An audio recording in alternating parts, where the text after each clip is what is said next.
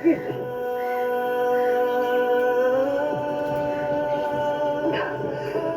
কে? আমি। আমি? ও, তুই? তুই ঠিক আছিস তো? আমি বন্ধু একদম বিন্দাস আছে, একদম চিল। আর আমি ঠিক থাকবো না গা? হ্যাঁ, দেখে তো মনে হচ্ছে না। তোর কি মনে হয় ওই মাহির লেগে আমি আমার জীবন ধ্বংস করে দিব? হ্যাঁ, কি এতই সোজা? হ্যাঁ, যদি ধ্বংস না হয়ে যাস তাহলে রেল লাইনের উপর এভাবে কই রাখিস কেন? আর আমি কই পইরে আছি? হ্যাঁ, আমার জন্য থাকতে ভালো লাগছে, সেই লেগে আমি শুয়ে আছি, আর কিছু না। বুঝতে পারছি, তোর পক্ষে এই মেয়েকে ভোলা সম্ভব না।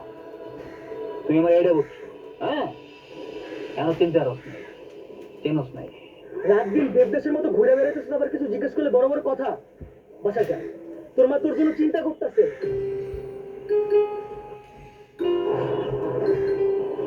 আমার মার কথা তুই জানলি কেমনে? আমারে বারবার কল দিছে। আর তুই তোর গার্লফ্রেন্ডের বিয়ের পর থেকে তুই তোর কাছে ফোন রাখিস না কেন?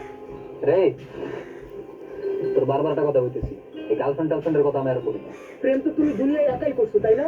আর তুই তো প্রেমই করে নাই। তুই জানো তোর মতো বহু মানুষ দৈনিক 10টা করে ছেঁকা খায়। আমার ওই 10 জনের